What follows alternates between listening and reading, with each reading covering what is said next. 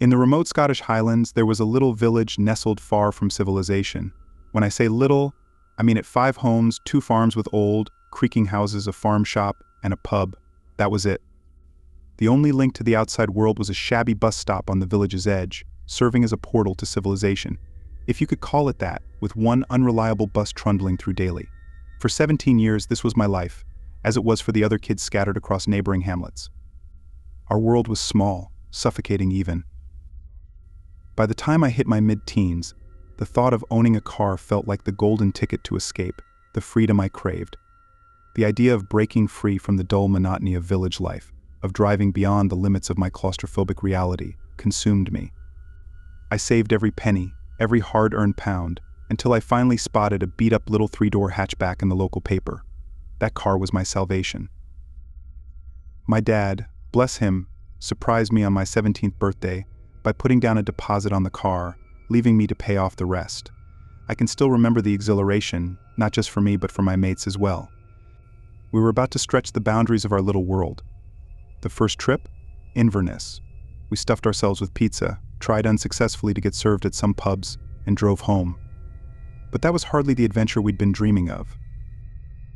One night, over a few beers, we set our sights higher, London, the distant, towering metropolis, the antithesis of our sleepy little village. None of us had ever been, but the idea took root, and we began saving for a summer road trip. We imagined ourselves like the protagonists of some grand journey, young, reckless, and free. The day finally arrived. We packed up my car, buzzing with excitement. The plan was simple: drive to Blackpool, crash at a hotel, then continue the next day to London. It seemed foolproof, but of course things rarely go to plan. After a smooth 5-hour drive, we arrived in Blackpool, only to realize our biggest mistake: we hadn't booked a room in advance. Every hotel, every BB, was full. Frustrated and exhausted, we ended up in the parking lot of a service station, leaning the seats back in my tiny car, trying to catch some sleep before continuing our journey. Sometime in the dead of night, I felt a tap on my shoulder. It was a Listair, needing to take a leak. In our cramped 3-door hatchback, that meant I had to get out so he could squeeze past. Grumbling, I stepped out into the cold, dark parking lot, the sky ink black except for a dull orange glow from the streetlights. Ali disappeared into the bushes nearby, and I sat on the edge of my seat, barely awake, staring into the distance. Suddenly I heard frantic rustling from the bushes, and before I could even react, Ali came bolting out, wild-eyed, gasping, "Start the car, start the car." He practically shoved me aside, scrambling back into the rear seat. "What the hell's going on?" I asked, but Ali was shaking, his voice catching in his throat. "Just go. Get us out of here." I didn't need to be told twice. I jammed the keys into the ignition, turned it, and floored the gas pedal. We sped out of the car park, tires screeching. The rest of the guys were awake by then, and everyone was talking over each other, trying to make sense of what had happened. Finally, Ali broke his silence. His face was pale, his hands trembling. "I think I just saw someone get murdered," he stammered. "That shut us all up instantly." Ali's voice shook as he recounted what happened. "I went into the bushes for a piss ... and I heard this weird noise. Like ... thumping, soft grunts, almost like someone punching a pillow." We all sat there, wide-eyed, not daring to interrupt. "I thought I was about to walk in on a couple or something," Ali admitted, "but ... when I looked closer ... I saw a man kneeling over someone. He wasn't punching him, he was stabbing him, repeatedly." The blood drained from my face. I'd known Ali for years, and he had never looked this terrified. His eyes darted between us, desperate for someone to say something, but none of us could find the words. He continued, "When I realized what I was seeing, I must have made a noise, because the guy ... He looked up. He saw me. That's when I ran." A cold dread settled over the car, thick and suffocating. But the worst was yet to come. Just as we were trying to figure out what to do, whether to go to the police or get as far away as possible, I glanced in the rearview mirror. There, in the distance, headlights appeared, growing brighter, closer, far too fast. At first I thought it was just a coincidence, maybe another driver on the motorway, but as the lights bore down on us, I felt a chill creep down my spine. The car didn't pass us. It stayed behind, so close now that its headlights flooded the interior of my hatchback. "What the..." I muttered, gripping the steering wheel tighter. Then, from the back seat, Ali whispered, "It's him." Panic surged through me as the car behind us rammed into our bumper, hard. The force jolted us forward, and we all screamed. I tried to control the car, but the other driver hit us again, harder this time. My little hatchback swerved, skidding across the road. One more hit and I knew we'd be sent careening off the road. I had no choice. I pushed the accelerator to the floor, the engine roaring as we sped down the dark, desolate road. But no matter how fast I went, the car behind us stayed close, ramming us again and again. It was like some horrific game of cat and mouse, and I knew we wouldn't survive another hit. Suddenly, with a final violent shove, the car behind us clipped my rear bumper at an angle. My hatchback spun out of control, careening off the road. We hit a metal barrier, flipped over the embankment, and tumbled down the slope. The world turned upside down, glass shattering, metal crumpling. All I could think was, this is it, we're going to die. When the car finally stopped rolling, everything went silent. For a moment I thought I was dead, but the pain hit me all at once sharp, searing pain radiating from every part of my body. Miraculously, we were alive, the car landing on its wheels. The acrid smell of gasoline filled the air, and I knew we didn't have much time. In a daze, we managed to scramble out of the wreckage, dragging each other to safety. The car didn't catch fire, but we didn't know that at the time. All we knew was that the man who had run us off the road could still be out there, watching, waiting. As we stood there, battered and bleeding, the headlights of the other car appeared at the top of the embankment, but instead of stopping, they slowly drove away, disappearing into the night. We never made it to London. We didn't tell the police everything either. Who would believe a group of kids claiming to have witnessed a murder? But we knew what we saw. We knew what chased us. And to this day, we never talk about that night. Because somewhere out there, that man is still driving, still hunting.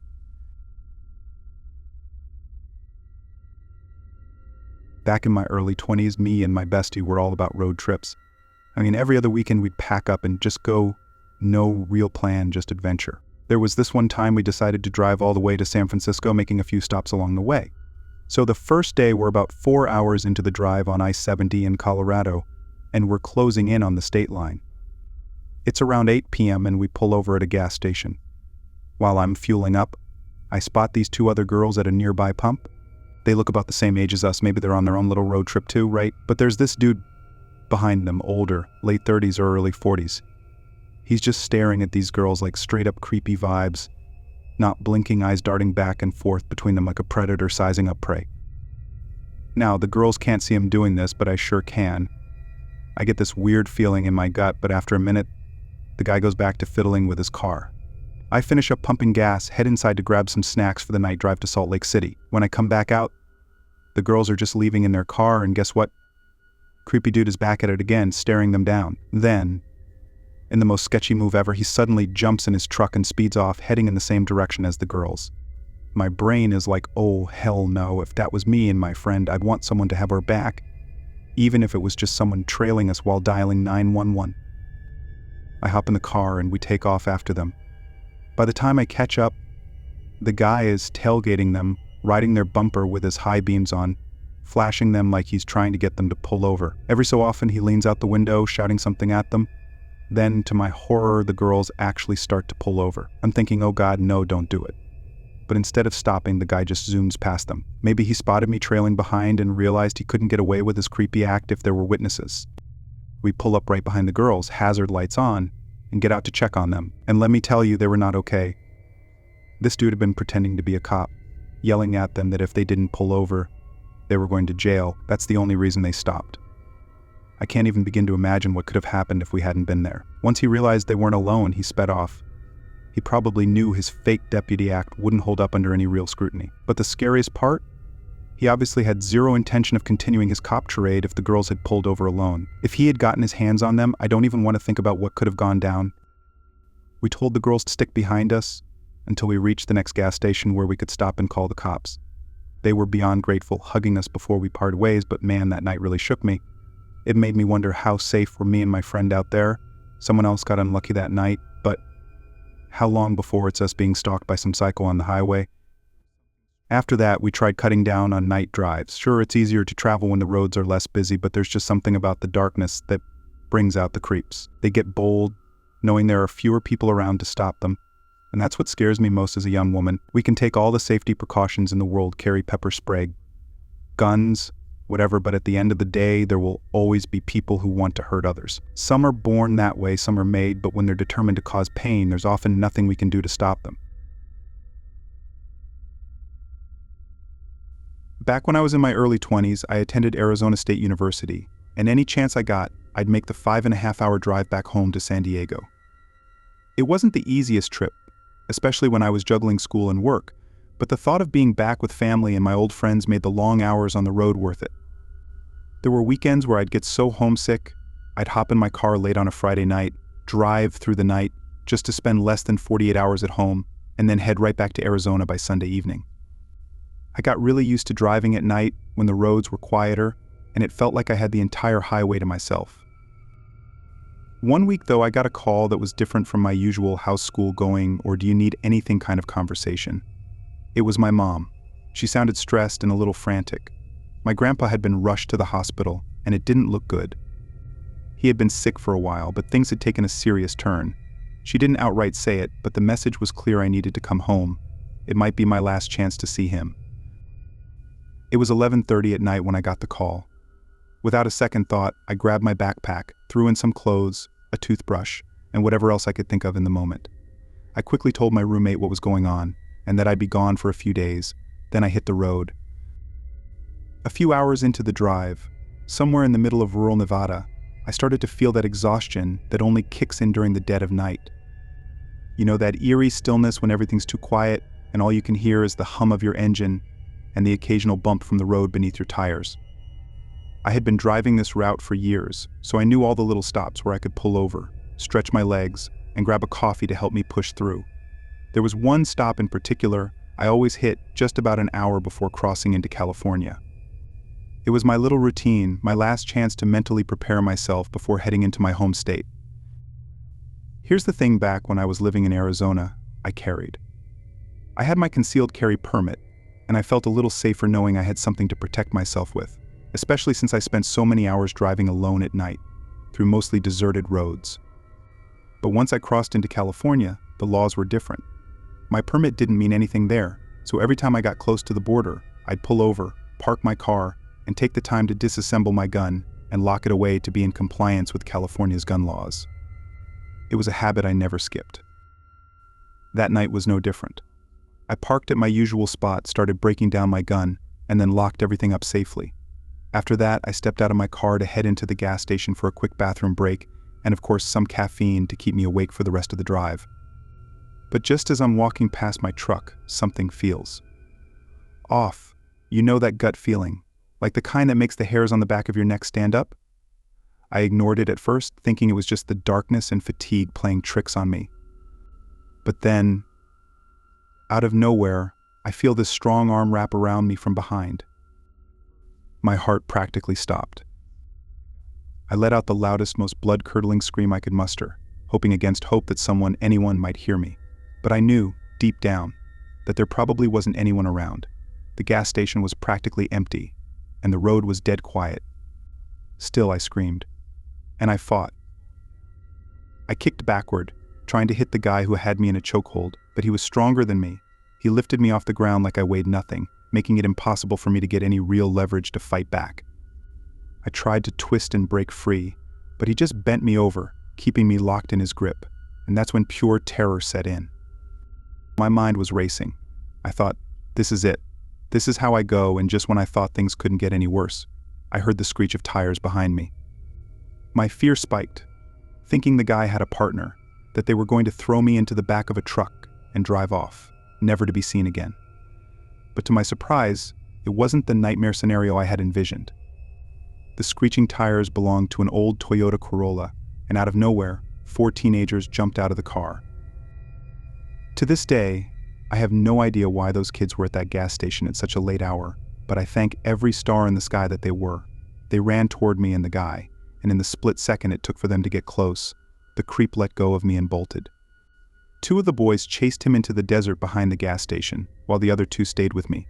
I was shaking, gasping for air, and in complete shock, but they stayed with me, calming me down and making sure I was okay. One of them even went inside to grab me a cup of coffee, and the other handed me a cigarette. Now, I didn't even smoke, but in that moment, I took the cigarette without hesitation, desperate for anything to calm my nerves. They stayed with me until the cops arrived, and I told them everything that had happened. The guy who attacked me had vanished into the desert, and despite their best efforts, the police never found him. For years after that night, I would text those boys on the anniversary of the incident, just to say thank you. I can't count how many times I replayed that night in my head, wondering what would have happened if they hadn't pulled into that gas station. What if they had decided to turn a blind eye and kept driving? I could have been another statistic, another missing person whose story ends in tragedy. But instead, they stopped. They saved my life. I lost the phone I had saved their numbers on, so I don't send those texts anymore, but I'll never forget them. They chose to be heroes that night, something that not everyone would do. Because for every person who steps up and helps, there are just as many who would pretend they didn't see a thing.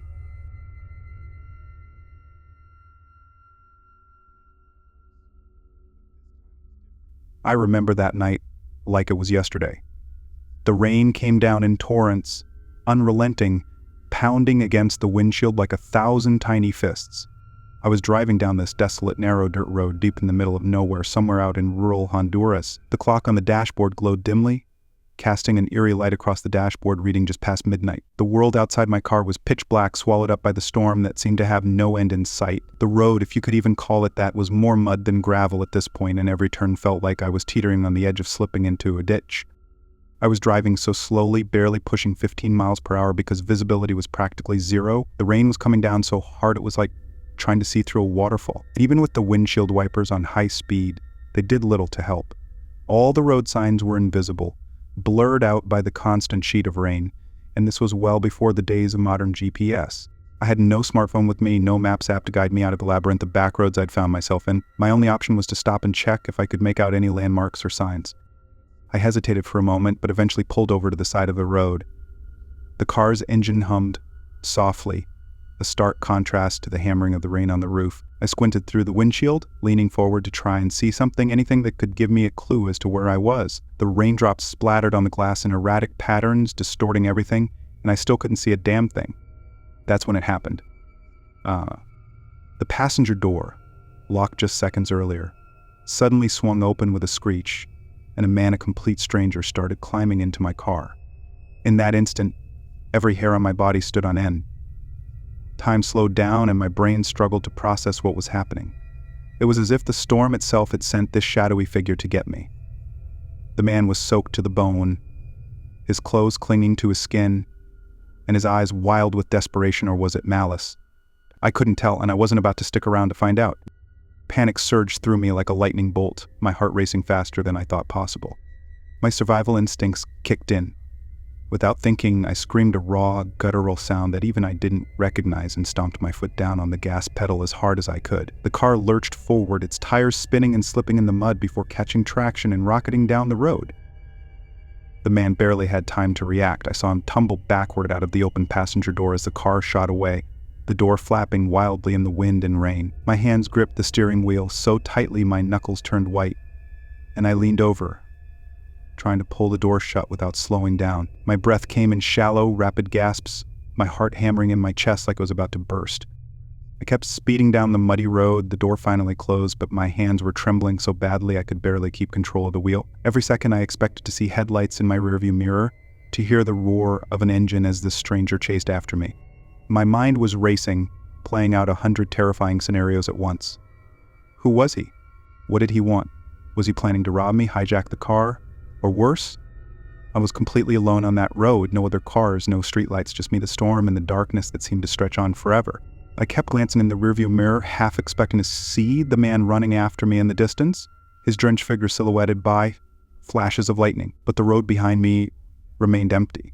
Despite that, I couldn't shake the feeling that I was being followed, that somehow he was still out there lurking just beyond the edge of the headlights. Every bump in the road made me jump. Every flicker of lightning outside the car seemed like a threat. I couldn't stop replaying the moment in my head, the door opening, that stranger's face looming over me, his hands reaching for the seat. It was like a scene from a horror movie, but this was no movie. This was real.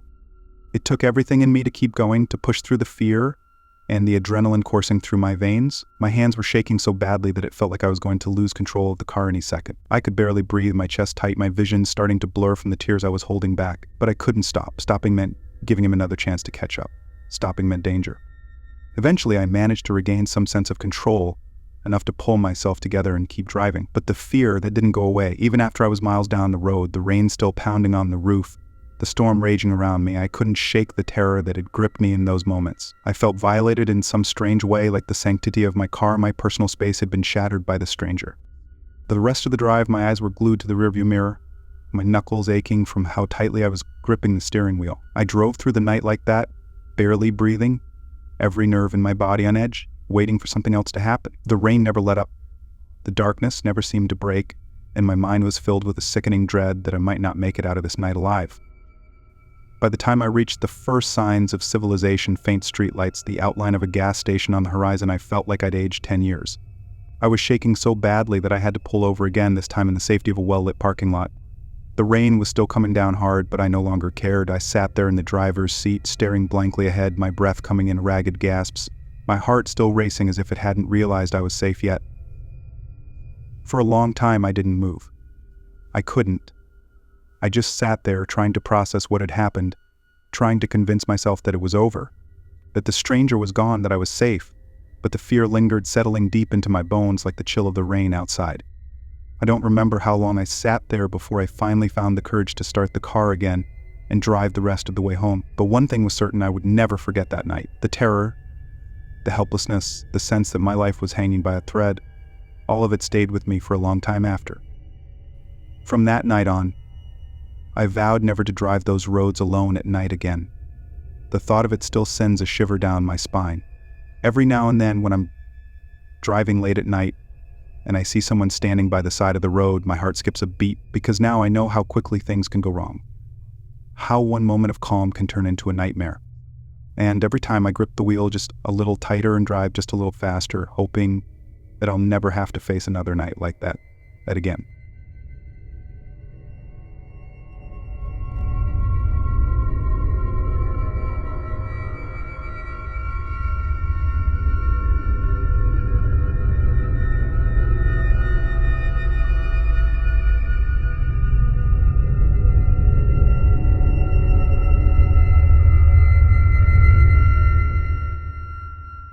On May 18, 1935, George and Laura Lorius embarked on what should have been the trip of a lifetime. Alongside their close friends Albert and Tilly Haberer, they set out from southern Illinois on a grand cross-country road trip, excited to cover over 2,000 miles of plains, deserts, and open road until they finally reached the shimmering coast of California. The four friends had been planning this trip for months, eager for a chance to escape the monotony of daily life and experience the sprawling beauty of the American West. After a few days on the road, by May 21st, they found themselves pulling into the small, sleepy town of Vaughn, New Mexico.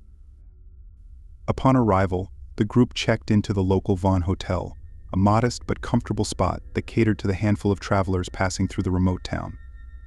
They sent postcards home to loved ones, excitedly detailing their adventure so far, and nothing in their notes suggested they had encountered any issues or misgivings about their journey. After a light meal at a local diner, they retired to their rooms for the night, ready to hit the road again the next morning. But that was the last time anyone would hear from George, Laura, Albert, or Tilly. The morning of May 22nd arrived, and the group set out west, ready to tackle the next leg of their trip. But as the hours ticked by, their friends and families back home began to grow uneasy. Days passed without any new postcards or calls. Their joyful departure soon turned into a chilling mystery when, on May 26th, George Lorius' car was found abandoned strangely, not in California or anywhere along their intended route, but in the bustling business district of Dallas, Texas. The discovery sent shockwaves through their families and friends as confusion gave way to growing dread. Even more puzzling, the vehicle seemed to be in perfectly good condition. The keys were still in the ignition, the gas tank was full, and several postcards lay scattered across the passenger seat. There were no visible signs of a struggle or foul play inside the car, yet the four travelers were nowhere to be found. It was as if they had simply vanished into thin air. As investigators combed through the vehicle, they uncovered receipts showing that George had purchased fuel in Socorro, New Mexico, just a day after the group had left Vaughn. But beyond this receipt, the trail went cold, and nobody had any concrete idea what had happened to them after that. The mystery deepened when investigators learned that the car had been involved in a minor accident after reaching Socorro. According to witnesses at the scene, the person behind the wheel wasn't George Lorius or any of the other passengers. Instead, the witnesses described the driver as a young man with dark hair and eerie, unidentifiable stranger. Where had George and his companions gone, and how had this young man come to be driving their car? Determined to uncover the truth, detectives traced the vehicle's movements. After the accident, it was taken to a small repair shop for minor fixes, paid for with one of George's traveler's checks, and later drove from El Paso, Texas, to Dallas, where it was abandoned. Yet, despite their best efforts, the authorities were left with more questions than answers. For a while, it seemed as if the case might be unsolvable until, on June 29th, a report of a small desert bushfire on the outskirts of Albuquerque reignited the investigation. Firefighters arrived at the scene to find that the blaze had started from a single burning suitcase. Inside the charred remains were belongings that could be traced back to George and Laura Lorius. With this chilling new clue, investigators ramped up their efforts, hoping against hope that the group might still be found alive. The FBI joined forces with local law enforcement, launching an intensive search. Rivers, lakes, old mine shafts, and vast stretches of the desert were combed over for any signs of the missing travelers. But despite the manpower and resources poured into the investigation, no trace of the four friends ever surfaced. It was as if they had vanished into the unforgiving New Mexico desert, their fates swallowed by the endless horizon. Years passed, and the case grew cold, but it was never forgotten. Detectives revisited the files periodically, hoping for a breakthrough that never came. One of the investigators, Agent Norman Rhodes, became particularly obsessed with solving the mystery. Over time, he compiled a 141-page timeline of events, interviews, and leads, attempting to reconstruct the group's final days. According to Rhodes, 2 specific postcards gave him reason to believe that the couples had indeed left Vaughn and were heading toward Albuquerque, planning to make a stop there before continuing on their journey. A clerk at the Sturgis Hotel in Albuquerque confirmed that the group had inquired about renting rooms on the afternoon of May 22nd. Rhodes theorized that the travelers had planned to rest, shower, and then head out toward Gallup later that evening. But somewhere along the way, they crossed paths with someone who meant them harm. Whether it was a robbery gone wrong or a more sinister encounter, Rhodes believed that the travelers had misjudged the distance to their next stop and had been driving in the dark when they fell into the clutches of their killer. Despite a handful of witnesses spotting a dark-haired man driving George Lorius' car, no substantial leads ever emerged. Decades later, the police were no closer to identifying the individual responsible than they had been in 1935. If this mysterious figure was ever found, it's likely he would have been elderly or even deceased by then, robbing investigators of the chance to question him. And without modern forensic evidence, there seemed little hope of ever unraveling the mystery. Yet, even as the years wore on, one person refused to give up hope: Laura Lorius' great-niece, Barbara Ashcraft. She had grown up hearing about the disappearance and was determined to see justice for her lost relatives. Barbara believed that the couples were murdered in Vaughn, possibly in the very same diner where they had eaten breakfast before leaving town.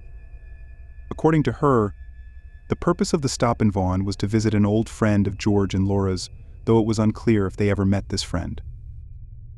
Adding to the mystery, in 1963, a private investigator named Walter Duke received an anonymous letter from a woman who claimed to have witnessed the murders. She described seeing the couples being led into the basement of a cafe in Vaughn, only to hear later that they had been robbed, killed, and buried in wet concrete. Though the tip was never confirmed, Barbara suggested that investigators should focus their attention on the concrete slab surrounding the old Vaughn Hotel.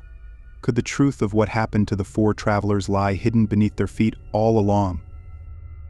For Agent Rhodes, the theory of a confrontation in Vaughn didn't quite fit with his timeline of events. He remained convinced that the group had made it as far as Albuquerque before meeting their tragic fate. His investigation had led him to believe that the couples had become lost in the darkness after leaving the city and had fallen victim to someone they believed they could trust. Yet, without more evidence, Rhodes' theory was just as speculative as Barbara's.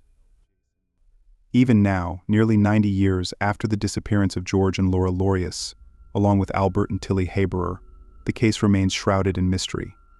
The bodies of the 4 road trippers have never been found, and the identity of the dark-haired man seen driving their car remains unknown. Time has eroded the chances of solving this case, and with each passing year, the likelihood of discovering the truth diminishes. The disappearance of the Lorius and Haberer couple stands as one of the great unsolved mysteries of American history, a haunting reminder of how four ordinary people can simply vanish without a trace. Perhaps one day a long-lost clue will surface, bringing closure to their families and answering the question that has hung over this case for nearly a century: what really happened to George, Laura, Albert, and Tilly on that fateful road trip in 1935.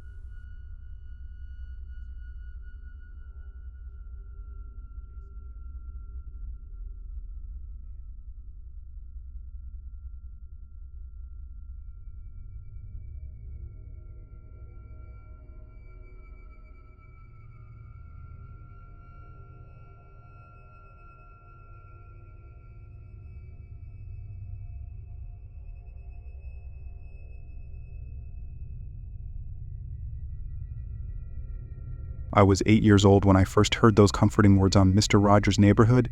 Look for the helpers. At the time, they were soothing, a beacon of safety in a world that often felt so unpredictable and chaotic. I clung to those words as if they held some secret to surviving life's challenges. It felt good, knowing that there were always people out there willing to help in times of need. I made it my mission to look for those people, to trust in the idea that as long as I found the helpers, I'd never be truly alone. In the 20 years that followed, those words became something more than just a piece of advice. They became a rule. No matter where I was, no matter the situation, I would look for the helpers. Teachers, police officers, the occasional passerby who stopped when I was struggling to carry groceries or when my car wouldn't start. These people were my safety net. And by the time I turned 13, I had developed a sharp eye for spotting them. It became second nature. I trusted in their kindness, their willingness to step in. I believed foolishly that this meant I could never end up in a helpless situation, that as long as there were helpers around, I was safe. But I was about to learn how wrong I was, how very, very wrong. It was a cold night in late October. The wind had picked up, howling through the city streets like a living thing, making the fallen leaves scatter in chaotic spirals. I had just finished my late shift at the diner, and my feet ached as I made my way home through the near-empty streets.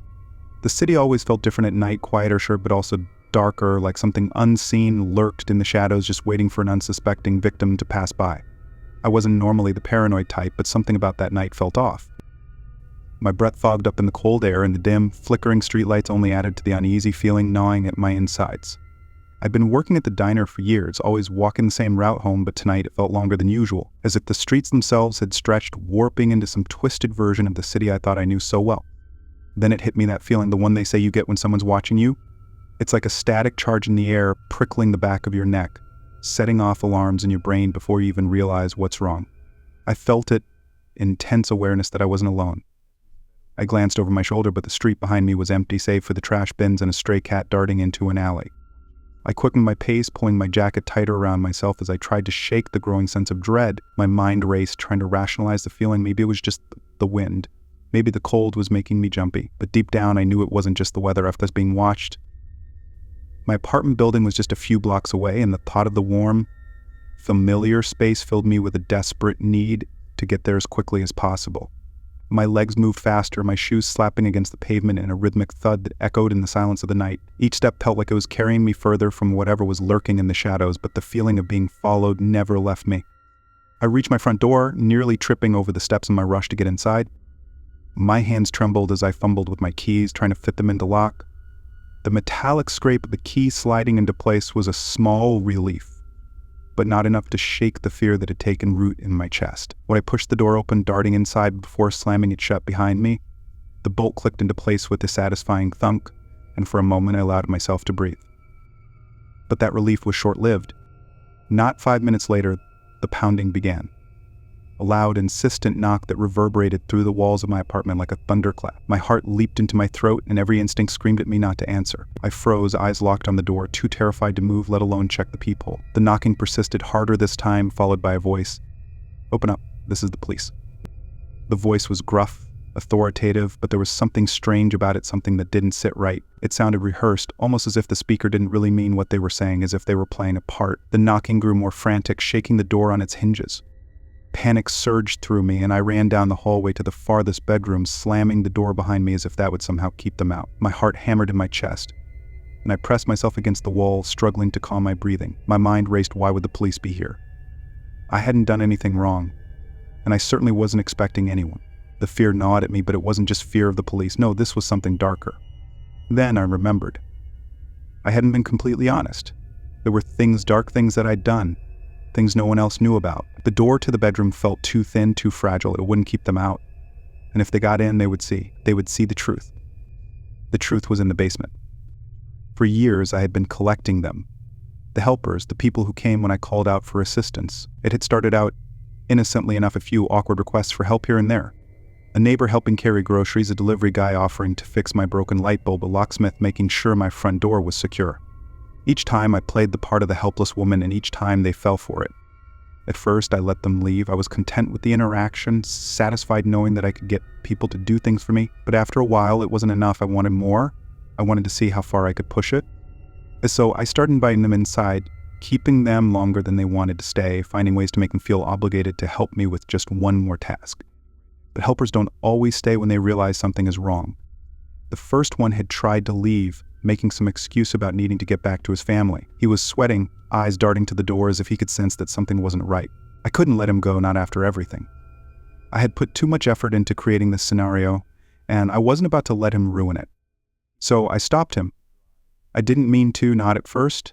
It was just a moment of panic, a desperate need to keep him from leaving. But the moment I struck him, something inside me snapped. The fear I had felt all my life, the fear of being helpless, of relying on others, it vanished. In its place was something darker, more primal. I felt powerful. The others came after him. Different helpers. Some kind, some cautious, but all of them so trusting, so willing to believe in the facade I had created. Each one added to my collection, their lifeless bodies stashed in the basement, hidden away beneath layers of cement and brick, out of sight, out of mind. Until tonight. The knocking on the door grew louder, more violent, shaking the walls of my apartment. "We know you're in there," the voice shouted, but this time it wasn't just one voice. There were others now, their footsteps echoing through the building as they made their way down the hallway, closer and closer. I backed into the corner of the bedroom, heart pounding in my chest. I could feel them coming. It wasn't just the police, it was the helpers. The ones I had taken, the ones I had hidden away. They were here somehow, and they were angry. The footsteps stopped outside my bedroom door, and I held my breath, waiting for the inevitable. The door creaked open, and I knew this was the end. I had taken too many lives, played too many games. There was no more hiding, no more pretending. I turned to face the door, my heart hammering in my chest. But it wasn't the police standing there, it was them.